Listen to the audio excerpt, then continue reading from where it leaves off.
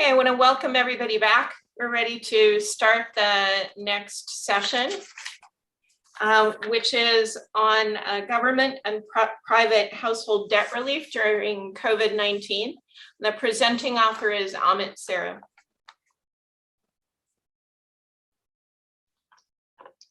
Right, let me share my screen.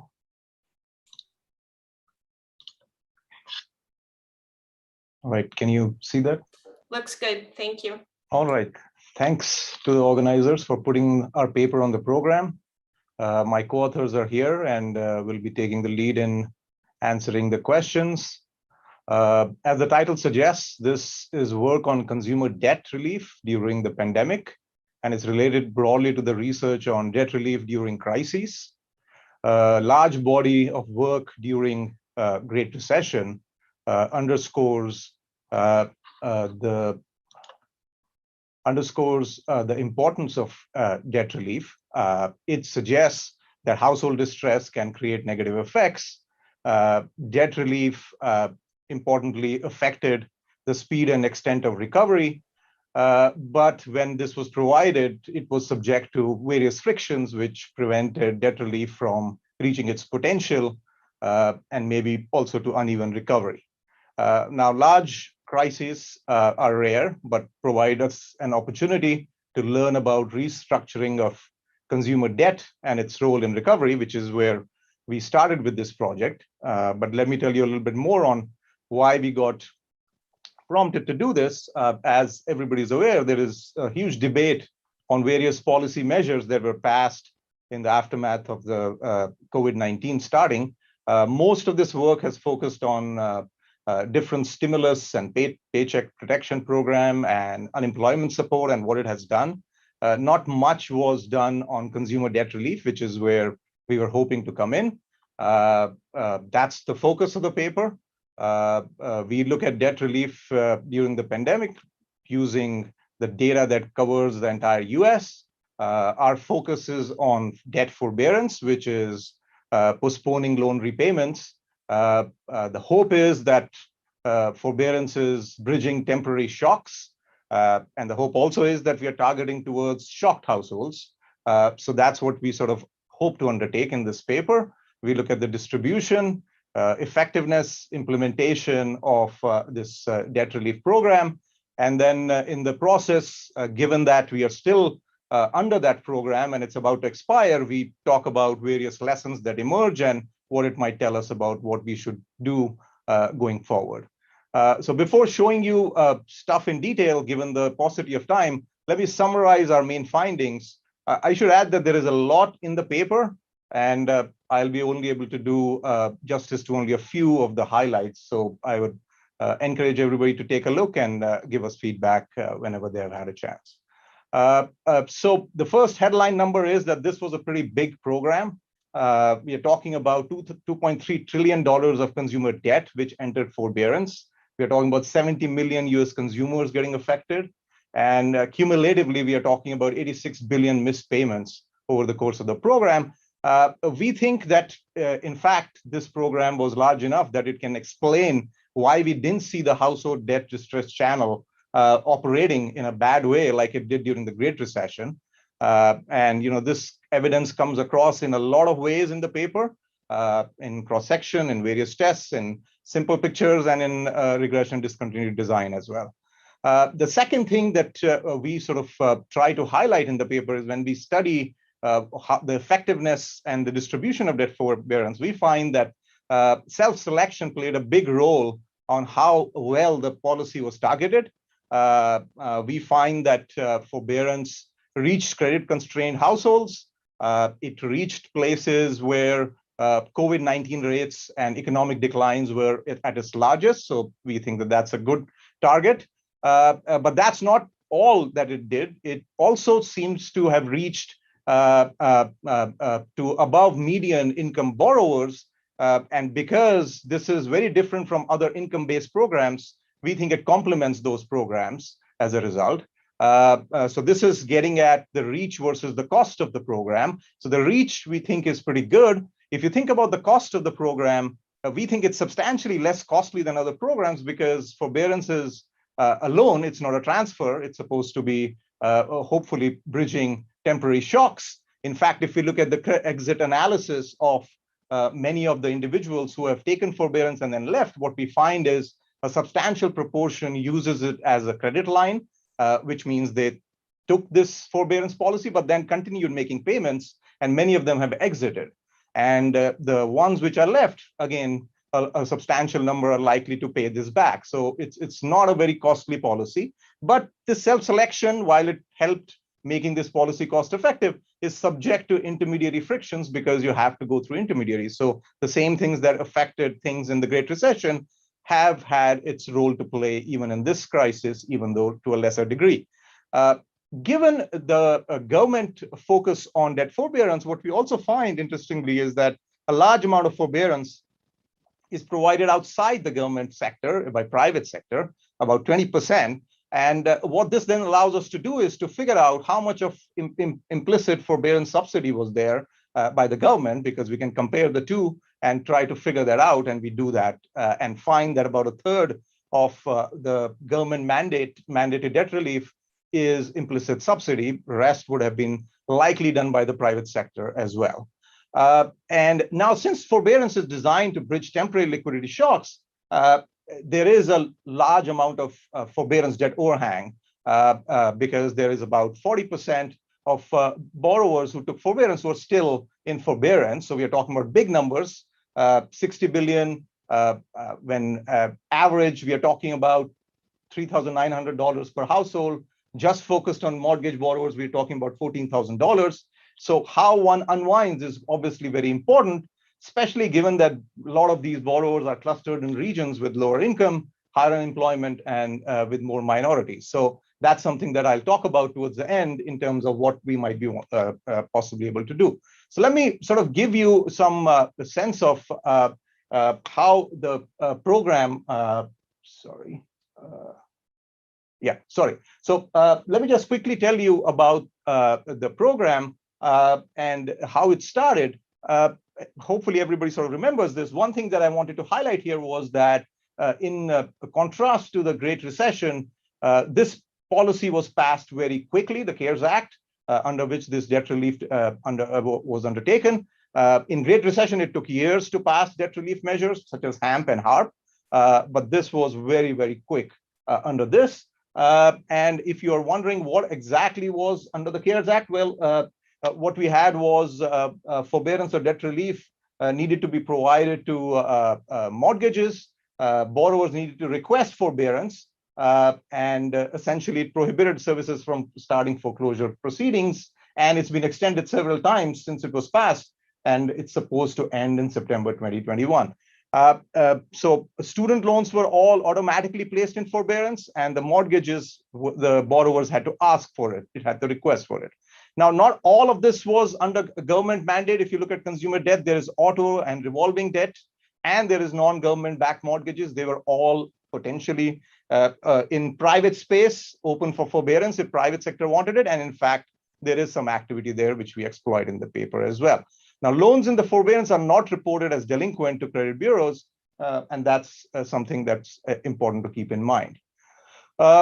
So empirical setting, like I've already laid out, we are going to be looking at the $14 trillion US consumer credit market. This covers mortgages, student, auto, revolving doors, and so on. The main data source here is Equifax Credit Bureau data.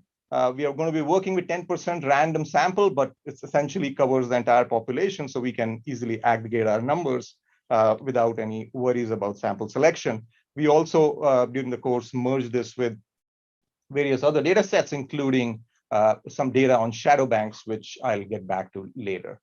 So the first headline number that is worth noticing here is that if you look at the picture on the left and you look at the economic deterioration in fundamentals, which is the unemployment picture, there's a huge spike in that. But if you look at what happens to the delinquency rate on consumer debt, it doesn't seem to follow the usual trend. There is a difference. It seems to be going down while the delinquency went up. On the right-hand side, you see the period around the COVID blown up. And what you see there is there's a big delinquency gap. What is that? That's relative to a counterfactual that one would expect given deterioration in fundamentals based on various models that one can employ. And this is about 1.5 to 2 million missing mortgage defaults that we are talking about. And the question is, where is this? And the answer is, it's basically in forbearance rates. So there's a large increase in forbearance rate relative to Great Recession as well. And we think this can account for the low level of delinquency. In terms of aggregate numbers, you're talking about 2 forbearances for 1 missing default, which is something that also shows up in the micro data, not just in the aggregate data. The same kind of patterns exist for other categories of debt. Student debt, auto debt, revolving debt. Remember, student debt is under government mandate. The other 2 are not. The levels are different, but similar declines in delinquencies and increases in forbearances, and the timing suggests that they are related. So the first thing that I want to sort of talk about then when we go from aggregate to more micro data is what's the targeting of this program? And here we can start by asking on the extensive margin, where was the take up? Here are just 2 splits. There are many others in the paper. And what you find is that if you split borrowers based on income and credit score and plot forbearance rates in each bucket, you can see that less creditworthy and lower income borrowers get forbearance at higher rates. And these patterns are similar for other types of debt, except that student loan, everything was placed under automatic debt relief. So you're not going to see this kind of pattern as sharply. What about the level of amount involved, the so-called intensive margin? What you find is something that looks a bit different. And this is where the targeting and expansiveness of this program comes into play. What you find is that higher income borrowers get much larger dollar amount of forbearance per individual, which at first glance might be surprising, but it's largely reflects the fact that these are borrowers who have large loan balances. So about 55% of the financial relief went to high income borrowers, and that's why we think it complements other programs which are income based. We can sharpen this and look at other sort of sources of variation as well. And what you find is, if you look at forbearance, it also seems to be going in regions with large share of minorities and regions with higher poverty rates. And interestingly, what you see is not just that forbearance is higher, this is exactly the places where defaults are missing as well, based on the counterfactual that I sort of told you that we can do.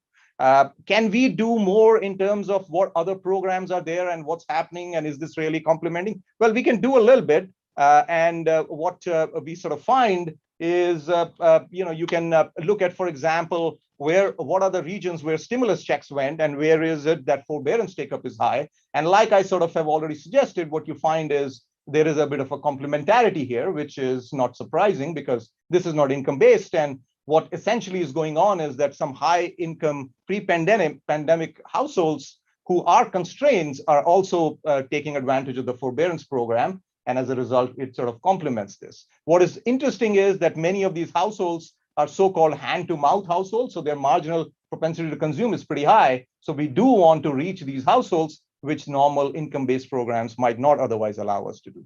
Now, like I said, a lot of forbearance happen outside the government sector too, so that allows us to compare the provision of public and private forbearance to assess what's the extent of subsidy in the government mandate. Well, if it's in the private space, you think that this has to be mutually beneficial for the lender and the borrower.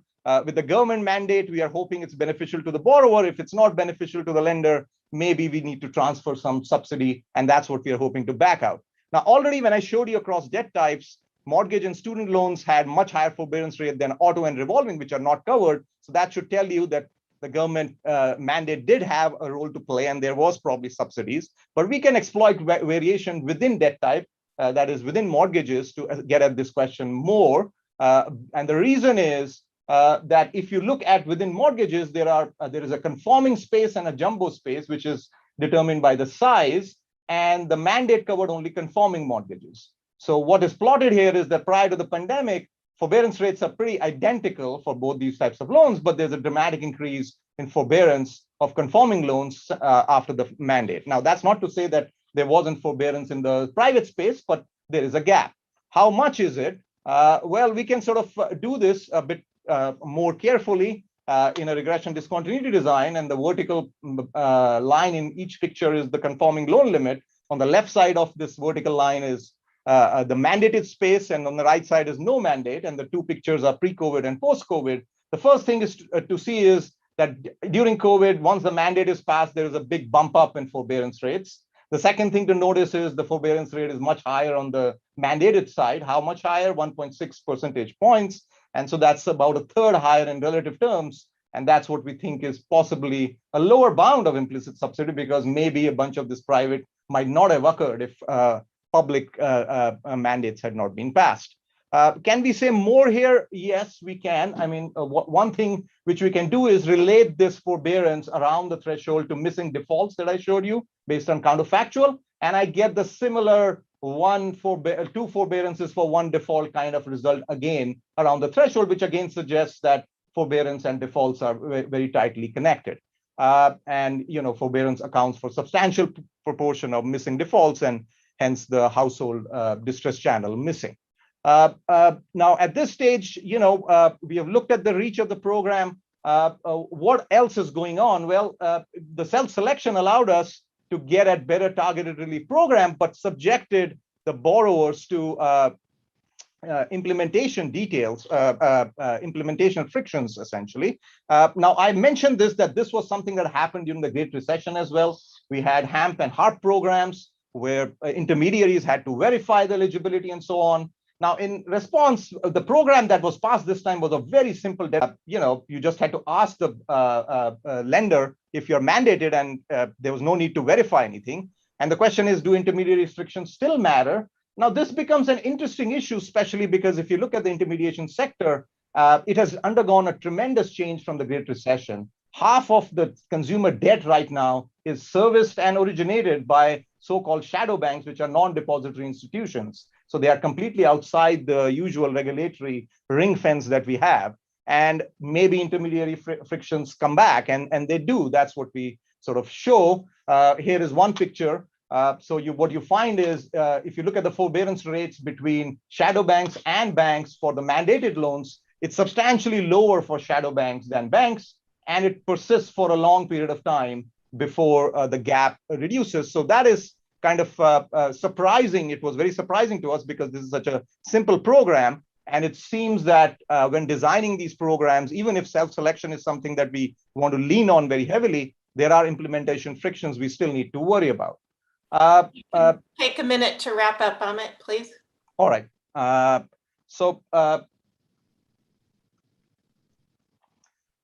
this stage, forbearance is supposed to be a temporary program. And the question is, what is going on right now? 60% of borrowers under forbearance have already exited.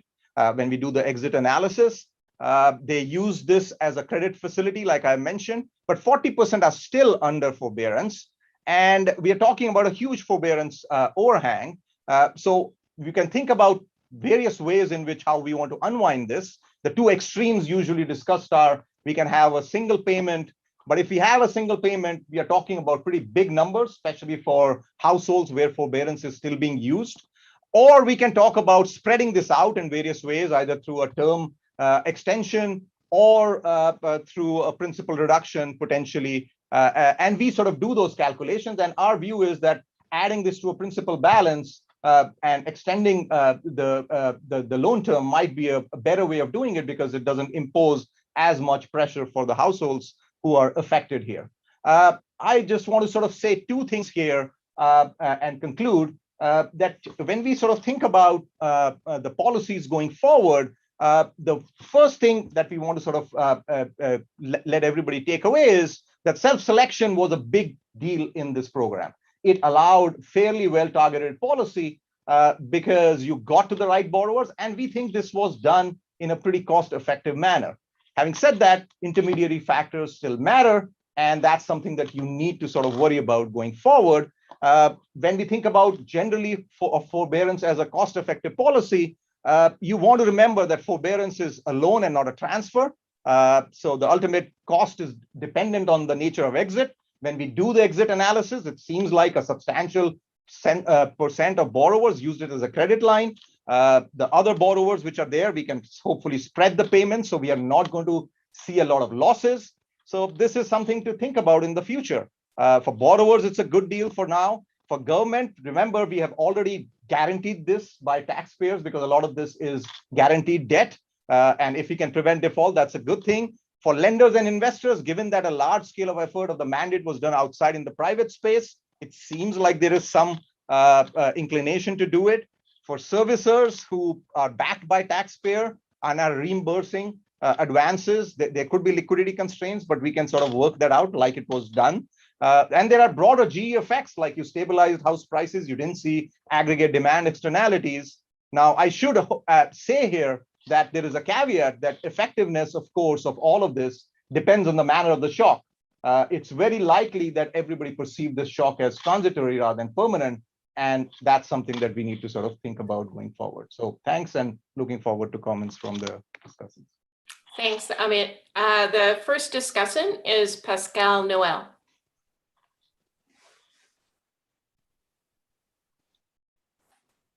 Great. Can you hear me and see my screen? Yes, all good. Great. So thank you so much for inviting me to discuss this paper. I'm going to start by just showing one figure from the paper that I think really summarizes the key message. And this is a figure that Amit showed pretty quickly. I want to linger on it a little bit. So what we have here is the mortgage delinquency rate in blue and the unemployment rate in red between 2006 and 2020. And obviously, there's a very tight correlation between these two lines. And there's actually a bunch of research, including some research by several of the co-authors on this paper, that show that it's not just a correlation, but also causation, that when households have negative cash flow shocks, you see large increases in delinquency. So we fast forward to spring of 2020, we see this really dramatic rise in unemployment. And so based on everything that I think we knew as a profession, about the drivers of delinquency, absent a really aggressive policy intervention, absent some change in the underlying economics, we would have expected a sharp rise in mortgage delinquencies. However, we actually see exactly the opposite. So despite a large increase in unemployment, we find that mortgage delinquencies actually fall, right? So how and why did this happen? I think that's where this paper comes in. So this paper documents a very dramatic rise in forbearance, a lot of it spurred by the CARES Act. That's very different than the policy intervention in the Great Recession. And one way you can think about this paper is just showing how dramatic this rise in forbearance was, how widespread it was, and teasing out the careful causal link between the rise in forbearance in this green line and the fall in defaults in this blue line. So the paper does more than that. The prior figure that I just showed was just about mortgages, but the paper also documents forbearance in student loans and auto loans and credit cards, although most of the dollars in forbearance was in mortgages. The prior figure was just showing correlations, but the paper goes through and Amit presents some of this evidence, very clear causal link from forbearance to avoided defaults. The prior figure was showing aggregating across all households, but the paper shows that forbearance was targeted effectively to some of the most distressed households. The prior figure aggregates across all types of lenders, but the paper shows that there is some important heterogeneity there in terms of the intermediation, and in particular, that shadow banks provided less forbearance than traditional banks. So I think despite some limitations, in particular, when you think about some of the challenges for some of the intermediaries, it seems like based on all this evidence that CARES forbearance is a very successful policy. And I think that's the takeaway that sort of we should take from this episode. And so what am I going to do for the rest of this discussion? I want to try to step back and think about how did we get here relative to the types of interventions that were pursued, especially in the Great Recession. How costly is this type of forbearance intervention, and what lessons might we learn going forward? And I'm going to focus in my discussion primarily on mortgages, because that's also where the paper focuses, and that's where most of the dollars were. So the main source of debt relief in the last crisis we had in the Great Recession, it was in mortgage modifications, and the key government program here was the Home Affordable Modification Program, or HAMP. So this was a program that was heavily subsidized by taxpayers, that was essentially run by the servicers and required a new mortgage contract that varied on a case-by-case basis for every individual borrower according to their own specific financial situations. to get a sense of the mechanics of how the Great Recession intervention happened, what I'm showing here is I'm taking the average borrower who received a CARES forbearance and putting it through the modification steps as if they had received HAMP and showing what their payments reductions would have been if they had gone through HAMP. And so this figure shows the annual changes in payments relative to the status quo mortgage terms. And what you see is that a HAMP mod delivers payment reductions that are pretty much sustained, and it essentially twists the payment schedule relative to the status quo. And it does that by pursuing 4 steps, sort of complicated steps in a pattern in order to try to hit a payment target so that payments were 31% of a borrower's income. So how did it do that? So HAMP started by temporarily reducing the interest rate to 2%, and then it changed the interest rate to the market interest rate, essentially a refinance. And then the term was extended out to 40 years. And then a portion of the unpaid principal balance was turned into a balloon payment that was interest-free due at the end of the mortgage term. And so, exactly what combination of these steps every borrower got varied from borrower to borrower, and you needed to rewrite the contract for each borrower in order to deliver this type of modification. So since the Great Recession, we basically learned through a bunch of research, I think 3 main limitations with that type of intervention. The first was that it focused a lot on type 1 error at the risk of actually having too much type 2 error. So there was a lot of worry about false positives, about not letting in people into HAMP that didn't deserve help. And so HAMP required very strict documentation for admission. However, we ended up having far too high false negatives. It was far too hard to get a modification. Millions of borrowers were denied modifications and denied help that they probably really could have used. HAMP also relied on voluntary and costly actions by intermediaries. However, a lot of especially large intermediaries were sluggish in providing modifications. And some of the key papers here were co-authored by a couple of the authors on this study. The third main thing that I think we've learned is that HAMP, as you saw from the prior figure, provided some payment relief immediately, but also very drawn out payment relief. But what matters most in terms of preventing delinquency is immediate liquidity. And by now, I think we have a large literature on the role of liquidity in driving defaults. Now, one thing to emphasize is that whether it was by design or not, that kind of forbearance that was done through the CARES Act helps address all 3 of these limitations with the Great Recession type of intervention.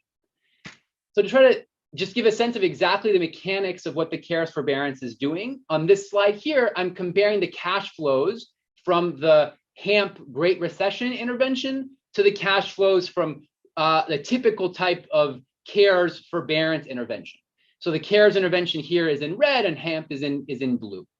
And what we see is that what CARES is doing is you have a forbearance, and so payments are set to 0. So for the typical borrower getting a CARES forbearance on their mortgage, they basically were able to save $16,000 in 2020 on their mortgage payments. There's different types of exits from CARES, but one common one that I'm going to focus on here is that $16,000 that you don't have to pay, it's turned into a non-interest bearing balloon payment that's due at the end of the mortgage term. For most borrowers, it's actually probably going to be when they refinance or sell their home before they actually get to the end of the mortgage contract. This is dramatically different than the type of intervention that was done in the Great Recession. So you had much, much more immediate payment relief. So for the average CARES borrower was $15,000 of payment relief relative to about $5,000 in HAMP. And importantly, for the lenders and taxpayers, it was much less costly. As Ahmet emphasized, this was essentially a loan to the borrowers. And in this type of exit, you pay it at the end of the mortgage term. There are other types of exits that were actually less costly to lenders and taxpayers. But even at this more costly one, the net present value of the payment reductions that are being delivered to the borrowers is only about $7,000 for CARES relative to $44,000 in HAMP. So you're delivering much more immediate payment relief in a very simple contract at a much lower cost. And so if you take away one thing from my discussion, I hope it'll be this point that this type of CARES forbearance really provided substantial immediate liquidity at low cost in a simple contract. And so this actually helps address all three of the issues that I think we had learned in the intervening decades since the Great Recession interventions. So there was this concern about type 1 versus type 2 error. Well, with CARES forbearance, essentially zero documentation was required. There was very easy take up and likely few false negatives. Now, the fact, as I just said, that there was a very low cost to lenders and taxpayers from this policy helps rationalize why it makes some sense to have this loose screening. If the policy isn't that costly, then you don't need to screen as much, whereas HAMP was very costly for lenders and taxpayers. You wanted to have all this high screening, but it meant that basically too few people could get into the program. What about this problem with HAMP? We relied on voluntary costly actions by intermediaries. Well, CARES is simple, it's cheap, it's relatively automatic. However, here there's some nuance, as Amit documented, as the paper documents, there still is some heterogeneity, so it's not perfect provision, especially by shadow banks. The kind of automatic provision of forbearance that happened in student loans is sort of the furthest way of getting across this. On the other hand, then it's going to be less well targeted. And finally, for the third challenge with the HAMP type of Great Recession intervention, where it provides a drawn out payment relief, but what you really need is sort of a bazooka of immediate payment, immediate liquidity, CARES has 3 times the immediate liquidity provision at less than 15% of the cost. And so it really helps address each of these 3 challenges of what we learned from the Great Recession. So I'm going to conclude now by trying to think about, what do we take away from this and how we think about moving forward. So for this crisis, I think the paper provides very convincing evidence that CARES type forbearance really helped prevent a delinquency spiral so far. However, the paper does raise an alarm for the 20% of households still in mortgage forbearance in particular. And so I think it's crucial to design exits that continue to provide liquidity for households where it's needed, and potentially for that subset of households, do something like more of a permanent mortgage modification. I think there's also 3 lessons for thinking about the next crisis. The first is that a simple intervention, like done with forbearance, is better. And the evidence in this paper suggests that that type of simple intervention is indeed attainable.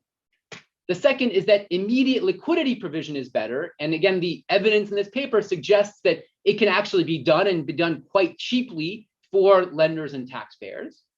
And finally, I hope we also consider building more forbearance-like features into ex-ante loan design rather than having to always do things ex post once a crisis actually hits. And here there's a very active theoretical literature about ex-ante security design. And I hope that the empirical evidence in this paper helps feed into the theoretical evidence and eventually into mortgage contracts, and so that we're even better prepared next time. Thanks a lot. Thanks, Pascal. The second discussant is Susan Wachter. I think Wen has her slides.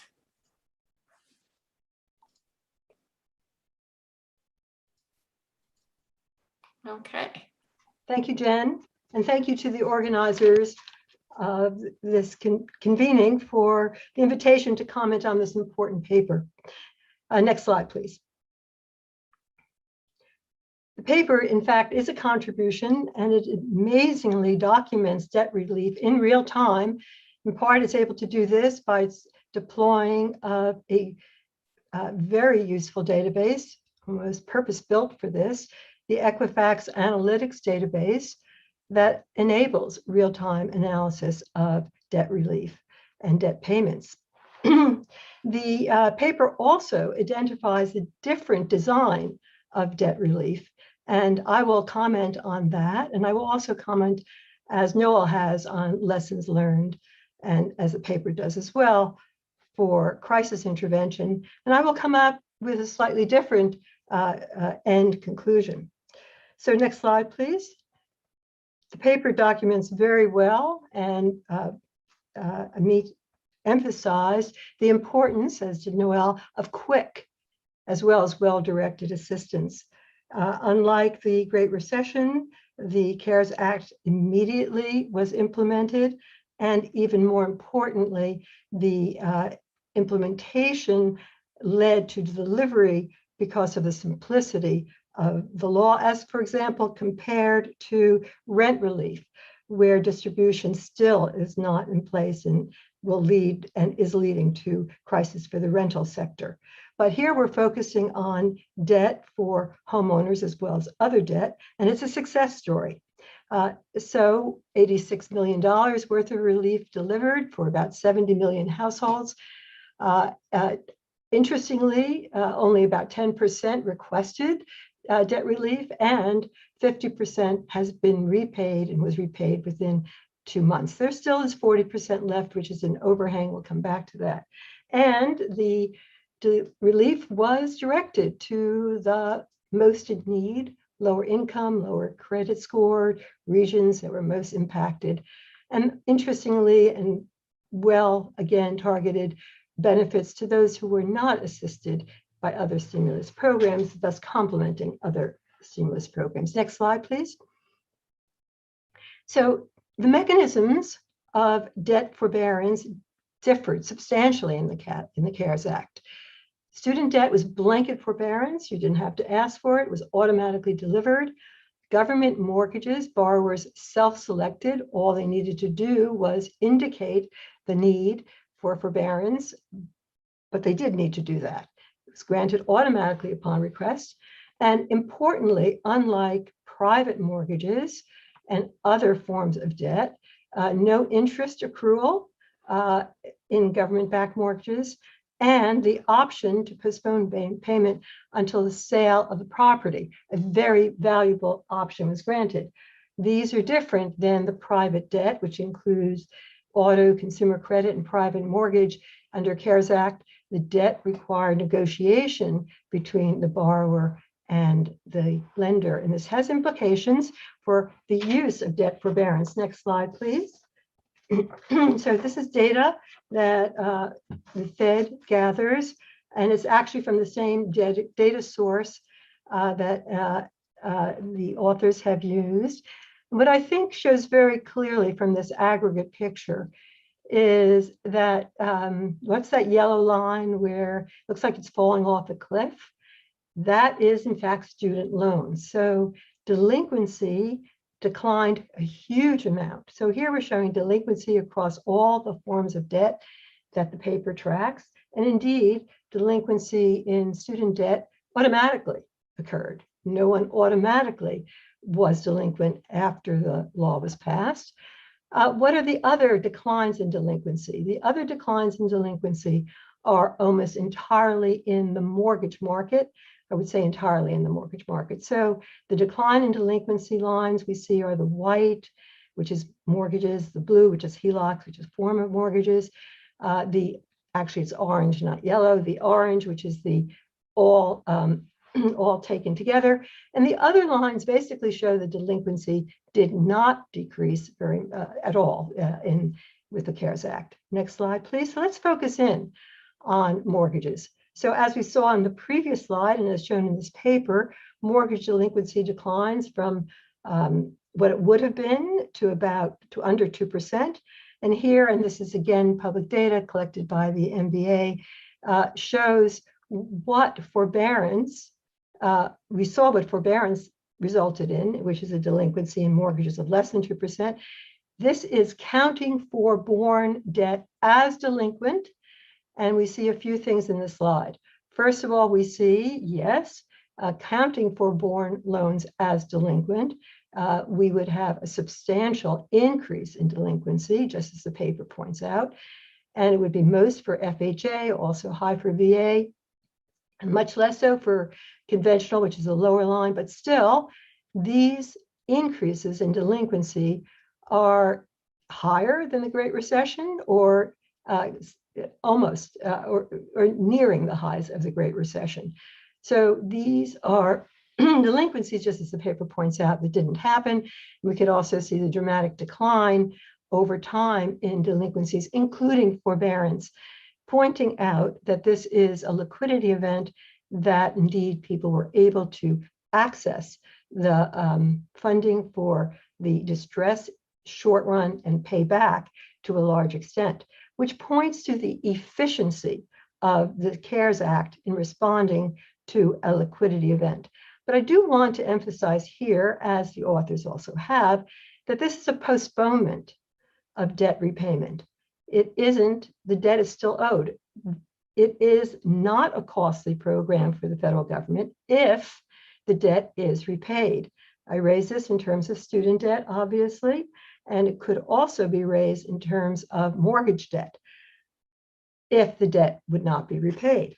But it appears as though it's quite likely, and I'll come back to this in the unwind discussion, that the debt can be repaid relatively easily. And indeed, that points to the success from an efficiency and equity perspective of this program. So what else is different in terms of the CARES Act versus the HAMP and other actions? What's different between the Great Recession and this COVID? Well, one big difference, as Noel has pointed to, was the rapidity and the simplicity and the immediacy of the assistance that came with the CARES Act. But there's another difference as well. And let's turn to the next slide so we can point to this. The other difference is the underlying health of the mortgage market and the financial institutions. The underlying health of the financial institutions is pointed out by, over the year, April to April, during the crisis, the mortgage debt actually increases by $500 billion. And that's because the mortgage market is healthy. Lenders are able to lend and to support the huge increase in demand. The result is, next slide, that we did not have a replay of the Great Recession, where mortgage debt decreased by $1 trillion from 2008 to 2011. And why is that? Because there was massive deleveraging. Why was there massive deleveraging of $1 trillion more? Next slide. Actually, if you wouldn't mind going to the next slide, and then we'll come back. Oops. I think we have, unfortunately, hopefully it's going to show up. Go back 2 slides, please. Let me just see if I have it. One slide.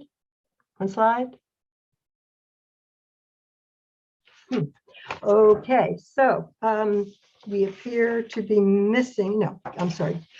We have it. Go forward 2 or 3 slides. Again, 1, 2, next slide. Next slide. Yes, okay.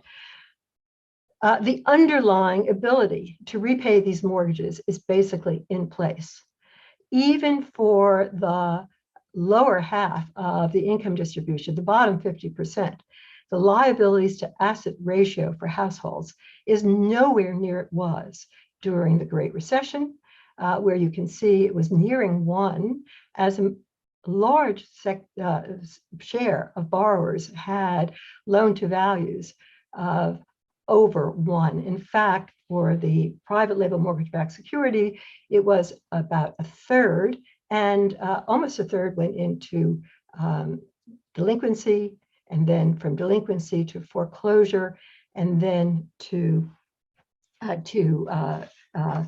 the distress that came to foreclosure of about 8 million foreclosures. So let's go back and go to back, please, 2, 3, and ask why right here. So the mortgage debt decreased, both because borrowers could not borrow and because lenders could not lend. Just even with HAMP, even when HAMP was fully in place, that did not solve the underlying insolvency problem. Next slide. So let's ask the big question again. Did public intervention, CARES Act, matter? And what other public intervention mattered in differentiating COVID from the Great Recession? The paper focuses on the diff and diff analysis that shows that private mortgages were about 1/3 less likely to be granted for forbearance. But this, and the authors do acknowledge, this is likely to be a lower bound. The reason it is likely that forbearance was granted across the board, public and private backed mortgages, is that a public framework and a protocol was in place through the CARES Act. And so quick implementation was straightforward. And the second reason that differentiates the CARES Act and COVID versus the Great Recession is that the borrower and lender, or for the private mortgages, had to be mutually beneficial in negotiation, and it was mutually beneficial to negotiate forbearance. For the private sector, unsubsidized. Why? What else mattered? So that the private sector was willing and able, once the framework was there, to deliver forbearance. 2 points. One I will come back to, but I already skipped ahead to it, that borrowers were able to repay. They weren't insolvent. They were illiquid, but not insolvent, as equity during the COVID was at an all-time high. And in addition, Fed purchases were extremely important. So CARES Act was important, and so were the Fed purchases, and so was agency action. In fact, the agency stepped in to guarantee the to guarantee shadow banks that they would not be responsible for the debt, just at the time that Amir shows that there was an increase in provision of forbearance by the shadow banks. So it was agency action to step in to guarantee that they would repay the mortgages due to the shadow private mortgages, to the shadow banks who were who are liable for this. Agency guarantees ultimately backed up by taxpayer, including Fed purchases. To show the importance of that, next slide, please. If you could wrap up in a minute or Yep. so. So you can see here that credit risk transfer, the paper I'm currently writing with Pedro Guete, credit risk transfers in fact widened substantially immediately after. This is for agency debt, but then the Fed came in and the credit risk transfers spreads flattened back out again. Next slide. Here we discussed that, in fact, secondly, the borrowers were able to repay. Last slide, please. So how does this unwind? 40% still owe, so it's important that it unwinds with asset values remaining high. Asset values are built on low interest rates. So this is still, of course, still in concern. But importantly, let's look for lessons for the future. Going into the crisis, agency debt was contained and most mortgage debt was agency debt. This did not happen by accident. This happened by public policy. But the public policy is ad hoc at this point. The agencies are in limbo. Are they private? Are they public? We need long-run attention to housing finance stability. Thank you. Thank you, Susan, and Pascal as well for your comments. When I open it up to Q&A from the audience, we have quite a few hands up already. Let me start with Bob Hall and then Carolyn Hawksby. Okay. Well, this recession was completely different from every past recession. In particular, more than all of the bulge of unemployment was people who retained their jobs, but were put on temporary layoff. And almost all of them have been rehired, and in particular, that whole bulge of unemployment is now gone. We're back to a kind of a normal unemployment situation with about 5% unemployment. That's just so different from any previous recession. It's not to say that it wasn't very harmful because those people weren't working, and therefore there was a huge social loss. But the dislocation that occurs in households from permanent job loss, which is the normal rule, just did not occur because the questions in the CPS that identify this group make it very clear that these people have a very reasonable expectation of returning to a job. And in fact, the data show that they did return. So that's another factor that coincides exactly with this, what I now understand to be very intelligent intervention that came in at exactly the same time as this. So we need to be a little bit careful about interpreting the unemployment rate. Carolyn Hawksby. First of all, thanks to Amit and your co-authors and Pascal and Susan for great discussions.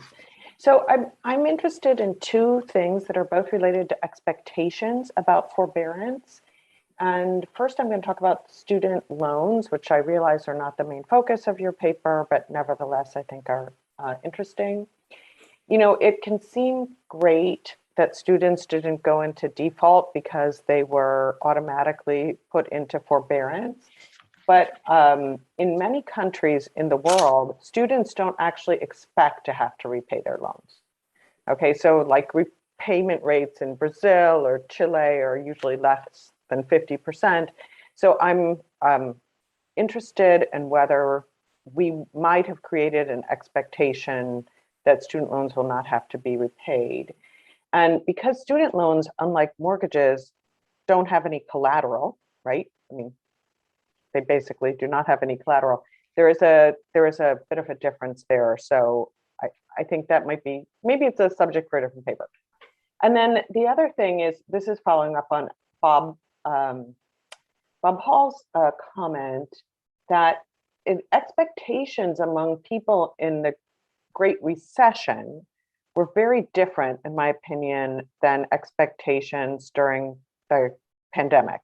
So in the Great Recession, I think people who lost their jobs in North Carolina because they worked in a furniture making firm or something like that, they didn't really expect to come back and be employed in the future, or maybe at a much lower rate or something like that. But I think in the pandemic, many people probably underestimated how long they would suffer from income losses. And they also underestimated how much greater savings they would have because they never went out to dinner or did anything else fun and just consumed a whole lot less, and how much they would benefit from federal grants and so forth and so on. So I just think expectations were so different. I guess I would like you to comment a little bit more on the difference in permanent transitory when it's I mean, no one had very clear expectations. Amit, and I know some of your co-authors are with us on the panel now. Do you want to comment on or respond to those two questions sort of thematically about the temporary versus permanent shock and the nature of the change in unemployment? Yeah, I'll just say thank the discussants and the questioners for asking the question. I'll cede the floor to my authors because I'm in forbearance. I went over, so they'll take the first step. So Jen, maybe I'll take the questions at least for a bit. So we've been thinking a lot about the permanent versus temporary nature of the shocks, and I think absolutely it's correct that forbearance is not a good program to have if most of the shock is permanent. I mean, it's sort of it's almost by definition it's not designed to cure permanent shocks. I think there's a couple of interesting things that arise from that. One is, first, is the shock not more permanent because we had a very quick intervention that didn't manage, where household debt didn't manage to spill into aggregate demand, or didn't manage to spill into house prices, which was some of what I think what we now know happened in the Great Recession. And then I think the second interesting question is, despite sort of a very good labor market and stuff that we see now, we do document a decent share of our people in forbearance still haven't exited, right? So there is the sort of the people that Bob brought up, which is people who went back to their jobs. In fact, there's a bunch of people, about a third, who took forbearance as a credit line. They asked their lender to defer payments, but then chose not to even draw on that. Or if they drew on it, they repaid immediately as they exited forbearance. So for those people, clearly, temporary shock, just like Carolyn said, expectations might have been, I'm not going to have this money. And then all of a sudden you wake up and you're like, wait, I haven't been spending on restaurants. I thought my job would go away, but I'm working from home. Like, this is great. I got some insurance against the bad outcome. It didn't happen. Live happily ever after. But then there is about a 20% of the population for whom, and those are people in areas worse hit by COVID, worse unemployment, worse credit scores, for whom they're at least hanging on to this forbearance for now. And for them, the shock might be a bit more permanent. And so the question I think is, how do we exit? We've done some of the planning, but I think these are great questions that we need to think about when we hit our next crisis. If it's permanent, forbearance won't do much, but it might prevent temporary things from turning permanent. Let me also add one point to what Gregor said. First, thanks a lot to Susan and Pascal for your great discussion.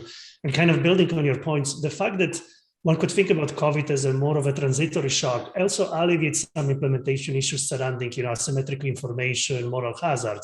Because the forbearance is really a temporary loan, there's much less incentive to game the system. So the nature of the shock, I think, also helped. I remember back in Great Recession time when we discussed these things in Congress, there was a big concern about moral hazard.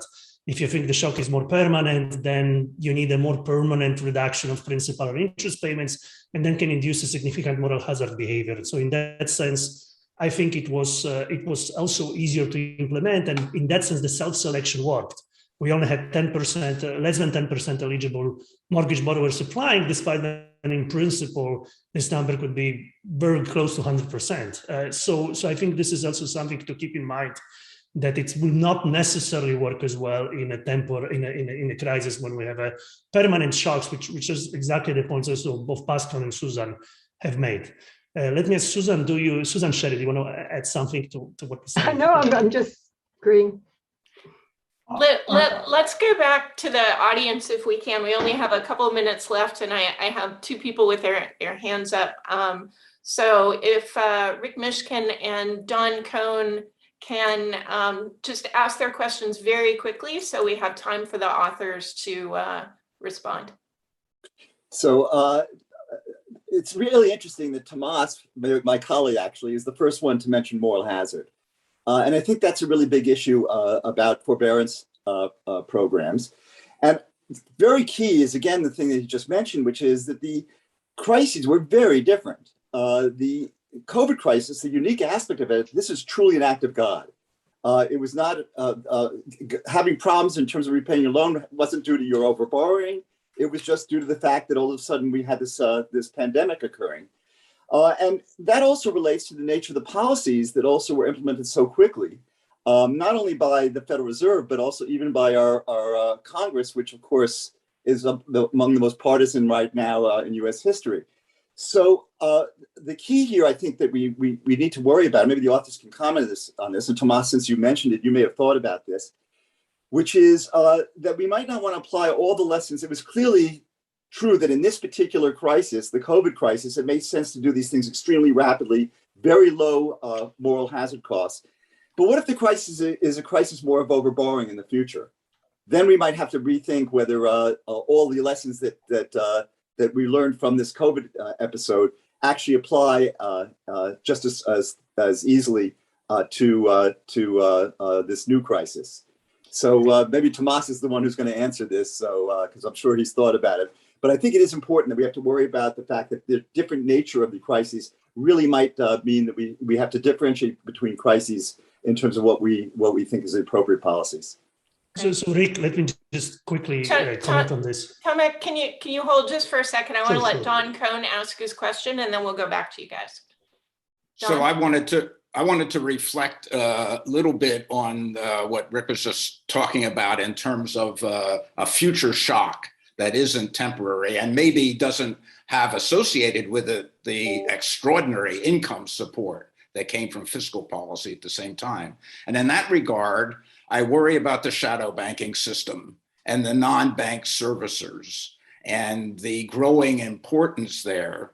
And I think we need to understand much better the shadow banking system and how to make it safer, more resilient to future shocks, and including in there the non-bank servicers, mortgage servicers, which did require extraordinary extra help, forbearance of their own from the government. And my second point is it's tempting to think about this mortgage forbearance and extend it over to rent forbearance, but I don't think it extends. And it's the nature of the people making the loan. So in the case of the rent forbearance, it's landlords that don't have the liquidity support, et cetera. So any reflection on that kind of comparison would be helpful. Thank you. Great. We're at the end of our time, but Tomek, I want to give you a chance to answer the questions that were directed to you, or if other co-authors. So let me take the Rick question, and I'll pass to my co-authors for others. So Rick, I completely agree with you that, you know, the nature of shock matters. We know that during Great Recession in Congress, in fact, part of the reason it took 2 years to implement debt relief because of a very big discussion about, you know, moral hazard, and these things really play much role. The COVID is a canonical example of exogenous shock, affected pretty much large part of population, so this concern was much less warranted. This being said, I think there is still a very valuable lesson to learn. If we have in the future shock that's more of a transitory nature, that could be a good policy, and also the implementation, the speed, the simplicity, and thinking about intermediary, alleviating this intermediary frictions. Pascal and Susan were talking about. This is something we really could take from that. I'll pass to Amit, Gregor, and Susan if you want to add the other questions. So let me just pick up the take a shadow minute bank. and wrap up. Thanks, Yeah, Gregor. I think the one thing I want to say about the shadow banks is that in some ways we are in a unique position to speak to the shadow bank question because we actually FOIA the data on the funding of shadow banks. So we know how well they're capitalized. We have some work on it. And if you looked at the beginning of forbearance, there is a little bit of, we used to have this in a draft, but we've cut it out because it's gotten too long. You know, the liquidity that you needed from the shadow bank servicers to pay for forbearance before the GSE stepped in and provided them funding for this was enormous. And, you know, and it was quite taxing on them. So I think that's a completely fair concern. I think it's an interesting one. We've got a bunch of work on this. If you want to talk about it after this, we're happy to talk about it. Susan. Can I ask Susan Cherry to say anything if she wanted to? Yeah, Susan, go ahead. Well, I certainly agree, and I'd love to hear more about the data that you have, Gregor. And I absolutely agree with Don Cohn that it's very important that we look to the shadow banks in terms of future stability. Okay. And Susan Cherry? Yeah, I think, you know, Gregor and Tomek answered the questions pretty well. So I guess I'll just end by thanking the discussants for your great discussion of our paper. Okay, fantastic. We do have another opportunity to follow up in this discussion. We're breaking for lunch now. Before we do that, I want to thank the authors and discussants for great presentations. And for this paper, I would definitely recommend it to people who are interested in this topic because they've put a tremendous amount of work that you'll see in the paper that they were not able to convey in 20 minutes of presentation. Thanks for watching. Be sure to like and subscribe for more videos from Brookings.